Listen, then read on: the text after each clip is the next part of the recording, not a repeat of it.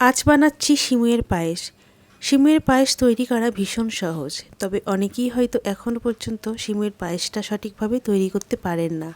তাই তাদের জন্য সঠিক মাপসহ কীভাবে সিমুইয়ের পায়েসটা তৈরি করতে হয় সেটাই আজকের আপনাদের সঙ্গে শেয়ার করব। সিমুইয়ের পায়েস তৈরি করার জন্য প্রথমে একটা কড়ার মধ্যে 3 চামচ ঘি দিলাম।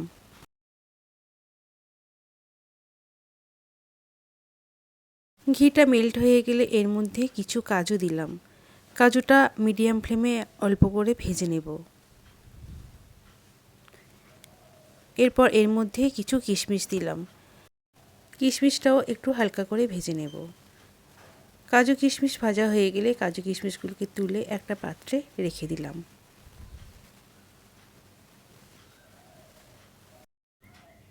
এরপর আমি এখানে হাফ কাপের মতো সিমুই নিয়েছি। বাজারে অনেক ধরনের সিমুই পাওয়া যায়, তার মধ্যে আমি এই সিমুইটাই ব্যবহার করছি। এরপর ঘিয়ের মধ্যে সিমুইটা দিয়ে ভালো করে ভেজে নিতে হবে। লো টু মিডিয়াম ফ্লেমে একটু সময় ধরে সিমুইটাকে ভাজতে হবে। যেহেতু এটা ভাজা সিমুই না, তাই সেই জন্য ভালো করে সিমুইটা ভাজতে হবে। আপনারা যদি বাজারের ভাজা সিমুই ব্যবহার করেন তাহলে এত বেশি ভাজতে হবে না, একটু নেড়ে চেড়ে নিলেই হবে। যখন দেখবেন যে ভাজতে ভাজতে এই রকম হালকা গোল্ডেন কালার চলে এসছে, তখন জানবেন যে সিমুইগুলো একদম ঠিকঠাক ভাজা হয়েছে। এরপর এর মধ্যে 3 কাপ দুধ দিয়ে দিলাম। দুধটা দেওয়ার পর ক্রমাগত নাড়তে হবে, না হলে তলায় সিমুইটা লেগে যেতে পারে আর ডেলা পাকিয়েও যেতে পারে। এইভাবে নাড়তে নাড়তে যখন দুধে ফুট ধরবে তখন এর মধ্যে 2টো থেতো করা এলাচ আর 2টো তেজপাতা দিয়ে দিলাম। এরপর মিডিয়াম ফ্লেমে 4 থেকে 5 মিনিট ভালো করে ফুটিয়ে নেব। আর এই সময় ক্রমাগত নাড়তে হবে, না হলে তলায় লেগে যেতে পারে।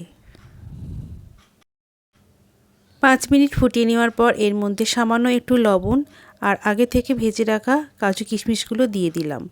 এরপর একটু নেড়ে চেড়ে দেবো আর 3 থেকে 4 মিনিট লো টু মিডিয়াম ফ্লেমে ফুটিয়ে নেব। 3-4 মিনিট ফুটিয়ে নেওয়ার পর এর মধ্যে হাফ কাপ চিনি দিলাম। আপনাদের যদি চিনি আরও একটু প্রয়োজন হয় তাহলে দিতে পারেন, তবে এই চিনির মাপটা একদম সঠিক মাপ। চিনিটা দেওয়ার পর লো টু মিডিয়াম ফ্লেমে আরও 2 থেকে 3 মিনিট ভালো করে ফুটিয়ে নেব। আর এই রকম ঘনত্বের রাখবো। এর থেকে বেশি আর ঘন করা যাবে না, কারণ ঠান্ডা হয়ে গেলে এই সিমুইয়ের পায়েসটা আরও একটু ঘন হয়ে যাবে।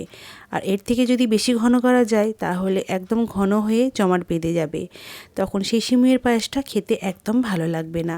সিমুইয়ের পায়েস সিমুইগুলো ছাড়া ছাড়া থাকলে তবেই খেতে ভালো লাগে। তাহলে দেখলেন তো কত সহজেই এই সিমুইয়ের পায়েসটা তৈরি হয়ে গেল। আপনারাও বাড়িতে ঠিক এই রকম পদ্ধতিতে একবার সিমুইয়ের পায়েসটা তৈরি করে দেখুন। আশা করি আপনাদেরও এই সিমুইয়ের পায়েসটা পছন্দ হবে। রেসিপিটি কেমন হয়েছে প্লিজ কমেন্টে জানাবেন। যদি ভালো লেগে থাকে তাহলে একটা লাইক ও শেয়ার করবেন। আমার চ্যানেলে নতুন হলে সাবস্ক্রাইব করার অনুরোধ রইল। পাশে থাকা বেল আইকনটিতে ক্লিক করে রাখবেন, কারণ আমি যখনই কোনো নতুন ভিডিও দেব খুব তাড়াতাড়ি আপনাদের কাছে পৌঁছে যাবে। আজ এই পর্যন্ত। সুস্থ থাকবেন, ভালো থাকবেন। ধন্যবাদ।